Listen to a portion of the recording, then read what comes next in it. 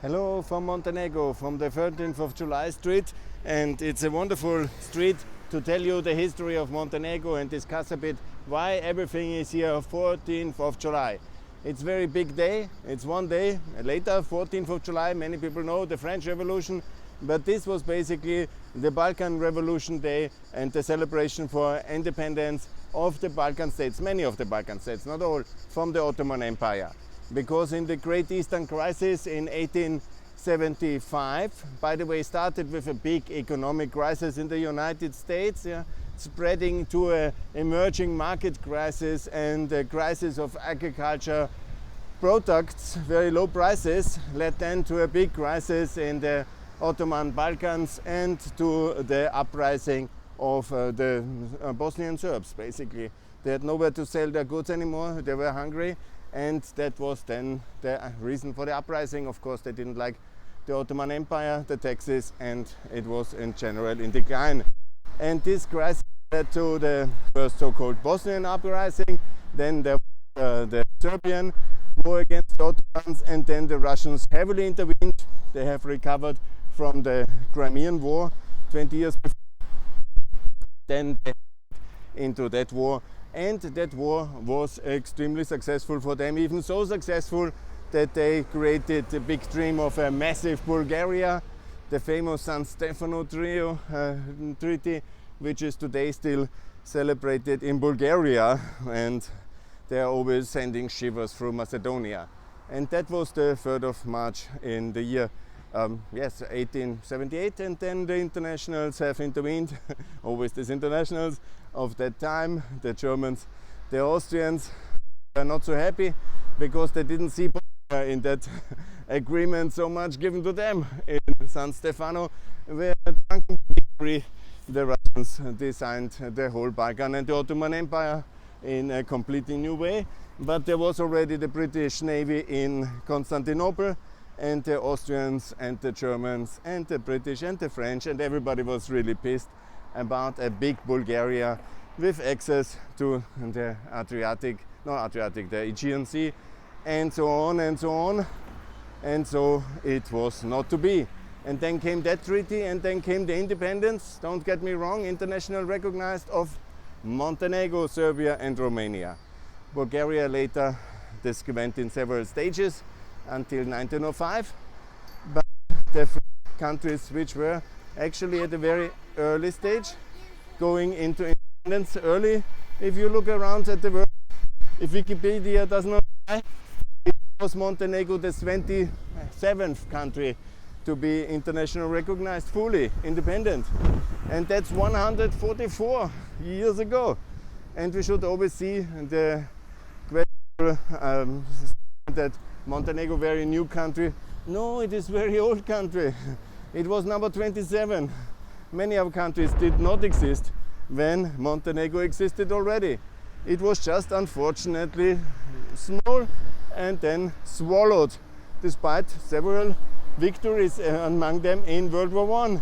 Then the French allowed the Serbs to swallow Montenegro because they were a bit upset, and they never liked very much.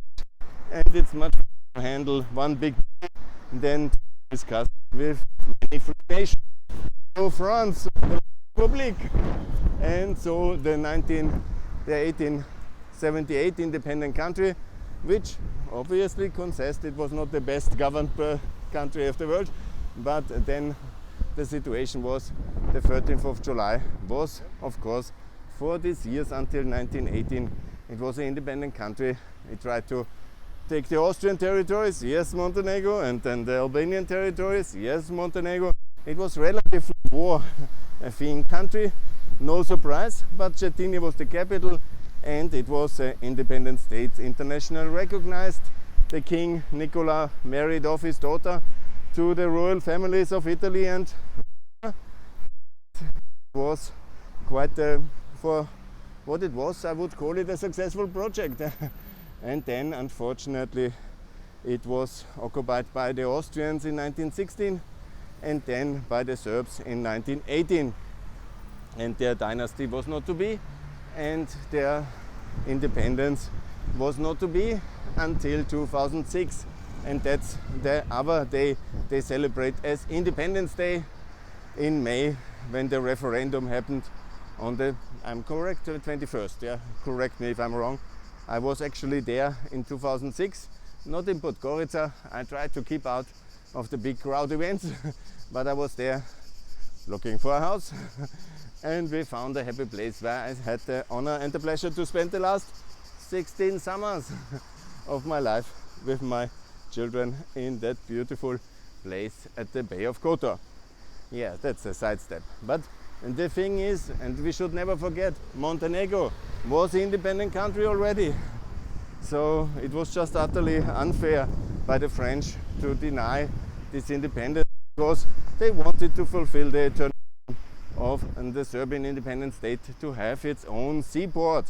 And so to have the seaport of Bar, which I showed you in my video podcast in the winter already several times, this major strategic asset, which is now a very important topic. Of course, it will not be the big NATO part, because that will be Porto Romano in Albania, but nevertheless it has played a huge role in history, and because of that wish to dominate Bar, the railway to the sea from Belgrade, it was not to be an independent Montenegro again after the World War I.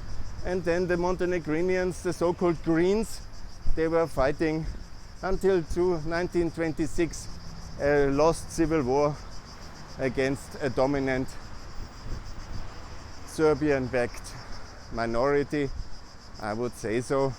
And they won, and then rather soon the end of the Yugoslavian democracy, which was failed from the beginning, came in 26, because that state, which was from the beginning then named only the Kingdom of Slovenes, Croatians and Serbs, dominated by Serbs, and in the name even no Kosovo, no Macedonia, no Bosnia and no Montenegro. And this state was then coming to an end with the basically coup d'etat of the king in 28 and the killing of the Croatian leader, shooting in the parliament because he complained about the genocidal violence of the extremists in Kosovo and Bosnia. And that was the story of that years. And then by 28, basically that country has already ended as a working European democracy, which it was anyhow only very limited in the first 8 years of its existence, or 10 years of its existence. But from 28 in lethal decline, and of course the negative highlight, the shooting of Radic in the parliament in Belgrade, and the shooting of the king, not by Croatian terrorists, but by a coalition. Yes, actually the Croatians were also partly involved, but the Croatian extremists and the Macedonian extremists. And it was a Macedonian extremist who lived in Bulgaria who then shot the king in Marseille. And so the history of Yugoslavia went in lethal decline until the global crisis of the Second World War engulfed it completely.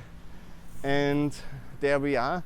If you're interested in the details, follow this beautiful podcast of the history of Yugoslavia, which I also listen, but in a short nutshell, that it is. And then Yugoslavia was not to be after World War II, because also Yugoslavia was to be, but Montenegro not. It was just one of the republics, and it basically still participated in the Bosnian War, but with less enthusiasm. They saw the brutality already. They were participating in the Croatian War, yes, that was brutal. Oh, am I lost here? And then they didn't want to go down completely, and they opted out of the Kosovo War. And since then there is this link with the Djukanovic party and the Americans, because the Americans needed trusted allies in the times of war. And if you ever ask yourself why the Albanian socialists and the Montenegrinian socialists have been so long in power and had such a close link with the American establishment, then don't ask yourself any longer, because I answer that easily.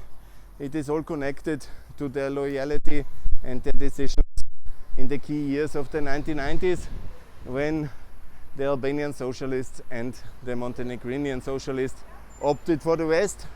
Despite the odds, they decided westwards, oriented themselves, despite their socialist leanings and their corrupt networks and their smuggling traditions.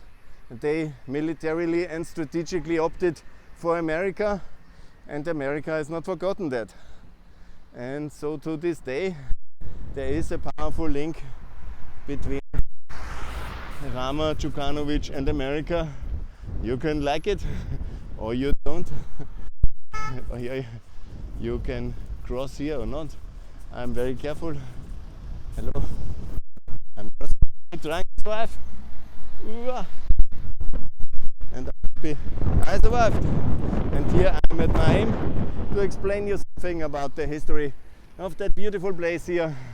And I will talk a bit about the role of the church in Montenegro and in Serbia, and how much it should be and what needs to be done. Thanks a lot for that. The next video to come online soon. Bye.